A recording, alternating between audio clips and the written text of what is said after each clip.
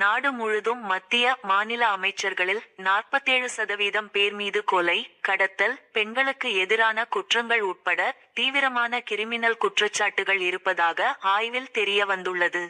கொடுங்குற்றத்துக்கு ஆளாகி 30 நாட்களுக்கு மேல் போலீஸ் காவலில் இருக்க நேர்ந்தால் பிரதமராக இருந்தாலும் பதவியை பறிக்கும் மசோதா சமீபத்தில் பார்லி-யில் தாக்கல் செய்யப்பட்டது.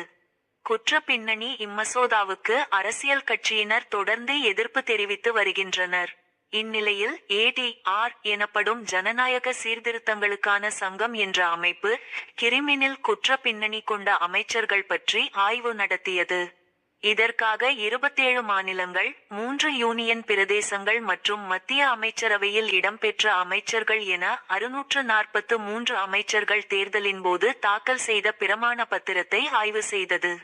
அதில் 302 அமைச்சர்கள், அதாவது 47% பேர் மீது கிரிமினல் குற்றச்சாட்டுகள் இருப்பது தெரியவந்துள்ளது. அந்த 302 அமைச்சர்களில் 174 பேர் மீது தீவிரமான கிரிமினல் வழக்குகள் உள்ளதாக ஏடிஆர் அறிக்கை தெரிவிக்கிறது.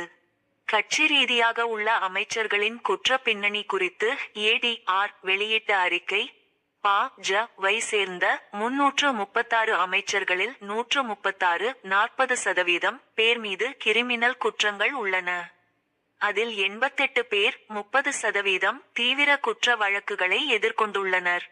4 மாநிலங்களில் ஆட்சியில் உள்ள காங்கிரஸ் கட்சி அமைச்சர்களில் 45 பேர் 74% மீது கிரிமினல் குற்றங்கள் பதிவாகியுள்ளன.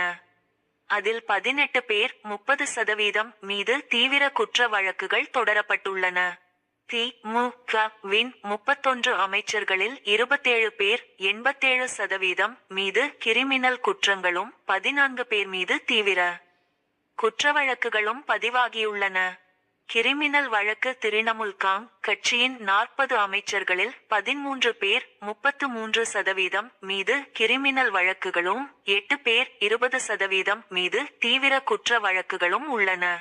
தெலுங்கு தேசம் கட்சியில் உள்ள 23 அமைச்சர்களில் 22 பேர் மீது 96% கிரிமினல் வழக்குகள் உள்ளன.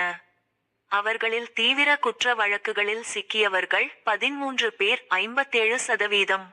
ஆம் ஆத்மி அமைச்சர்கள் 16 பேரில் 11 பேர் 69% மீது கிரிமினல் வழக்குகளும் 5 பேர் 31% மீது தீவிர குற்ற வழக்குகளும் பதிவாகியுள்ளன.